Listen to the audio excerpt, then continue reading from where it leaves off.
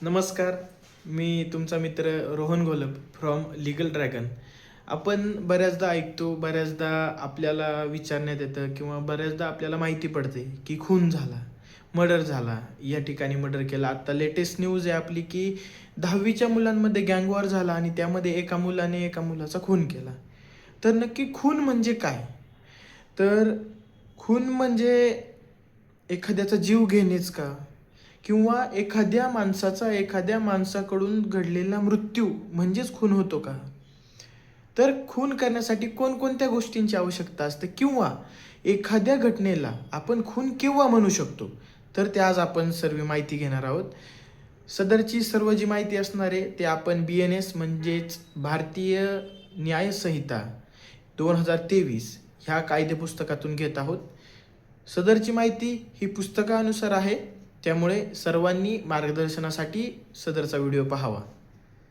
खून सेक्शन 101 नुसार आपल्याला खून ह्या संघटनेची किंवा या संकल्पनेची व्याख्या सांगितलेली आहे. त्यामध्येच पुढील ज्या बाबी आहेत त्या जर एखाद्या कृतीमध्ये घडून आल्या तर त्याला आपण खून म्हणू शकतो. त्यातली पहिली बाब, ज्या कृतीमुळे मृत्यू घडून आला ती कृती मृत्यू घडून आणण्याच्या उद्देशाने केलेली असेल तर त्याला आपण खून म्हणतो. दुसरं एखाद्या व्यक्तीने एखादी अशी कृती केली का त्यावरून त्याला माहीत आहे ह्या कृतीमुळे पुढच्याचा जीव धोक्यात येऊ शकतो, अन्यथा जीव जाऊच शकतो, त्याला देखील आपण खून म्हणू शकतो. तिसरा, ती कृती करताना त्याने कुठल्याही प्रकारचं हत्यार वापरलं असेल किंवा त्यांनी केलेली कृती ही जीवघेणे प्रकारचीच असेल, म्हणजेच एखादा चाकू किंवा एखादा सुरा एखाद्याने एखाद्याच्या पोटामध्ये खुपसला, तर यामध्ये आपल्याला स्पष्टपणे दिसून येतं की पोटामध्ये सुरा मारल्याने जीवाचं बरं वाईट होऊ शकतं किंवा खूप मोठ्या प्रमाणात धोका येऊन त्याचा मृत्यू देखील होऊ शकतो. तर ही गोष्ट निष्कर्ष होते. त्यामुळे असे कोणतेही कार्य किंवा कृत्य केले तर तो मृत्यू हा खुनामध्ये गणला जातो. त्यानंतर चौथी गोष्ट, एखाद्या कृतीमुळे मृत्यू घडवून येणारच आहे याची पूर्णपणे जाणीव एखाद्या व्यक्तीला आहे, परंतु तरी देखील त्याने ती कृती केली आणि मृत्यू घडून आला तर त्याला देखील आपण खून म्हणतो. खून करणे किंवाच एखाद्याला मृत्युमुखी पाडणे, जे मृत्युमुखी पाडण्याची जी संकल्पना आहे किंवा जी मृत्युमुखी पाडण्याची जी घटना आहे त्या घटनेला आपण खून म्हणतो. त्याच्यासाठी काही एक प्रायर स्टेजेस आहेत, म्हणजे ते त्या प्रकरणामध्ये घडल्या पाहिजे.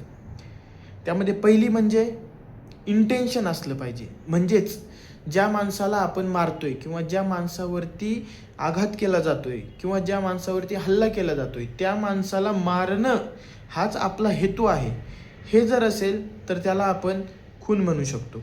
दुसरं, समजा एखाद्याने इंटेन्शन ठेवलंय, त्यानंतर त्या प्रकारची प्रिपरेशन करायला सुरुवात केली. म्हणजेच कसं, समजा मला एखाद्याला मारायचं आहे तर मी काय करतोय, समजा एखाद्यावरती पाळत ठेवतोय, तो येतो कधी, तो जातो कधी, त्याचे काय काय कार्य आहे, काय दिनचर्या आहे, म्हणजे मी प्रिपरेशन करतो.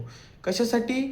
की मला त्याच्यावरती जे खून करायचं किंवा त्याचा जो खून करायचा हे जे माझं इंटेन्शन आहे ते इंटेन्शन फुलफिल झालं पाहिजे. मग ते फुलफिल होण्याकरिता जी काही मी तयारी करतो त्याला आपण प्रिपरेशन स्टेज म्हणतो.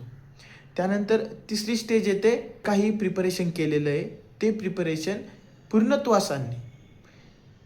जे काही तुम्ही नियोजन केलं, जे काही तुम्ही किंवा जी काही एखाद्याचा खून करण्यासाठी जी काही प्रिपरेशन केली ती अंमलात आणणे म्हणजेच होतो खून. ही आहे लास्टची स्टेज. म्हणजे ह्या स्टेजमध्ये आपण एखाद्याचा मर्डर किंवा खून पूर्णत्वास नेलेला असतो आणि त्याला जीवे मारलेला असतं, म्हणजे त्याच्या शरीरामध्ये प्राण नसतो. यालाच म्हणतात खून. या आहेत खूनच्या स्टेजेस. सेक्शन 100 ऑफ भारतीय साक्ष अधिनियम काय सांगतो, म्हणजेच ज्यावेळी एखाद्या व्यक्तीचा खून केला जातो किंवा एखादा व्यक्ती मृत्युमुखी पडतो एखाद्या दुसऱ्या व्यक्तीमुळे, तर सदरची घटना ही खूनच असं म्हणता येत नाही. त्याचं कारण असं की एखाद्याला जर एखाद्या माणसाने मारलं, परंतु समोरच्या माणसाने जर त्या माणसावरती पिस्तूल ताणली असेल, याच्याकडे त्या माणसाला मारण्याशिवाय दुसरा पर्याय नसेल, तर ती घटना, ती फॅक्ट येते कल्पेबल होमिसाईडमध्ये. म्हणजेच तो एक प्रकारचा आपण खुनापासून पळण्यासाठी किंवा खुनापासून बचाव करण्यासाठी वापरलेला एक डिफेन्स आहे. ज्याप्रमाणे आपल्याला सेल्फ डिफेन्स हा एक प्रकारचा फंडामेंटल राईट म्हणा किंवा एक राईट कॉन्स्टिट्यूशनने दिलेला आहे, तेच आपल्या BNS मध्ये देखील दिलेलं आहे.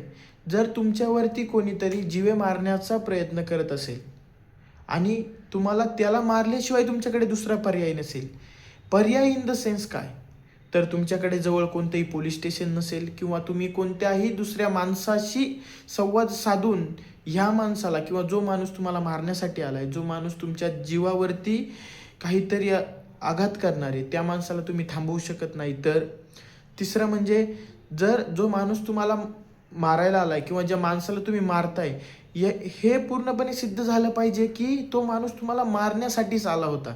म्हणजेच कसं, जर तो तुमच्या कानामागे मारत असेल किंवा त्यांनी एक तुम्हाला लात मारली, तर ह्या गोष्टीवरून तुम्ही त्याला किंवा त्याचा खून करू नाही शकत. म्हणजेच तेवढा ग्रीव्हन्स देखील असला पाहिजे ज्यावेळी तुम्ही त्या माणसाला मारताय, त्या माणसाबरोबर अशी काही कृती करताय किंवा असे फॅक्ट्स त्या ठिकाणी तयार होत आहेत की जेणेकरून समोरच्याचा मृत्यू होतोय. अशा ज्या गोष्टी आहेत, या सर्व गोष्टींमुळे आपण एकतर कल्पेबल होमिसाईडच्या बेसिसवरती आपण यामध्ये डिफेन्स घेऊ शकतो,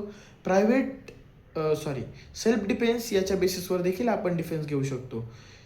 त्याचप्रमाणे आता आपण की बाबा नक्की मर्डर किंवा खून केल्यानंतर शिक्षा काय होते, एखाद्या माणसाला शिक्षा काय होते, तर ती एक सर्वांच्या मनामध्ये असलेली शंका आहे. तर ती आपण पाहूयात बाबा काय शिक्षा असते. तर यामध्ये सेक्शन 103 ऑफ BNS, खुनाबद्दलची शिक्षा. हे जर एखाद्या व्यक्तीने खून केला हे सिद्ध झालं तर त्याला मेहरबान न्यायालय किंवा जे कोणतंही कोर्ट असेल ते कोर्ट पुढील प्रमाणे शिक्षा घोषवतं. त्यातील पहिली शिक्षा, जो कोणी खून करील त्याला मृत्यूची किंवा आजीव कारावासाची शिक्षा होते. त्यामध्ये अजून त्याला फाईन देखील भरावा लागतो. ज्यावेळी 5 किंवा अधिक व्यक्ती एकत्रितपणे वंश, जात, जमात, लिंग, जन्माचे ठिकाण, भाषा, वैयक्तिक विश्वास किंवा इतर कोणत्याही मुद्द्यावर अशी घटना करतात, तर अशा गटातील प्रत्येक सदस्याला मृत्यूदंडाची शिक्षा होऊ शकते. त्याचबरोबर आजीवन कारावास देखील होऊ शकतो किंवा कमीत कमी 10 वर्षाची जेल म्हणजे 10 वर्षाचा कारावास भोगावा लागतो. त्याचप्रमाणे त्यांना दंड देखील आकारला जातो. खून या अपराधाचे स्वरूप म्हणजेच काय, तर तो दखलपात्र गुन्हा आहे, बिनाजामीन गुन्हा आहे, न मिटविता येण्याजोगा. म्हणजेच बऱ्यापैकी असे काही गुन्हे असतात किंवा असे जसे की मोटर व्हेकल ॲक्सिडेंट, ज्या वेळेला एखाद्या माणसाच्या निग्लिजन्समुळं एखाद्या माणसाचा जीव जातो, तर ठीक आहे माणूस तर गेलाय परंतु इंटेन्शन नव्हतं. मग त्यावेळेला मेहरबान न्यायालय काय करतं, सदरचे प्रकरण ॲज अ बाबा कॉम्प्रोमाइज करून मिटवून टाकतं. परंतु खून हा एक असा गुन्हा आहे का ज्याच्यामध्ये आपल्याला बिनजामीन म्हणजे आपल्याला जामीन मिळत नाही. त्यानंतर मोटर व्हेकल ॲक्सिडेंट सारखे जे गुन्हे आहेत का जे आपण कॉम्प्रोमाइज करतो, तशा प्रकारे आपलं खून ह्या गुन्ह्यामध्ये आपण कॉम्प्रोमाइज करू शकत नाही. त्याचबरोबर सदरचे प्रकरण हे सत्र न्यायालयामध्ये चालतं म्हणजेच सेशन कोर्टामध्ये चालतं. हा दखलपात्र गुन्हा आहे. ही सर्व आपण मर्डरबद्दलची माहिती पाहिली किंवा खुनाबद्दलची माहिती पाहिली. सर्वांना ॲज अ तुमचा लिगल ॲडवायझर मित्र म्हणून सर्वांना एकच सजेशन देईल, कधीही कुठल्याही प्रकरणामध्ये किंवा कुठल्याही रागाच्या भारामध्ये कोणावरतीही चुकूनही प्राणघातक हल्ला होईल असं कोणतं कार्य करू नका, जेणेकरून आपल्याला कोर्टाची पायरी चढावी लागणार नाही व त्याचप्रमाणे आपलं कुठल्याही गुन्ह्यामध्ये नाव नोंदवलं जाणार नाही. तुमचा मित्र Rohan Gholap, as from legal dragon. Thank you. त्याचप्रमाणे आपण आपल्या ह्या यूट्यूब चॅनलवरती अशाच वेगवेगळ्या गुन्ह्यांबद्दल व त्या संबंधित शिक्षा किंवा त्या संबंधित ज्या काही प्रोव्हिजन्स, आपल्या ज्या न्यायालयीन पुस्तकं आहेत, प्रत्येकजण वाचू शकत नाही, याकरिता आपण व्हिडिओज तयार करत आहोत.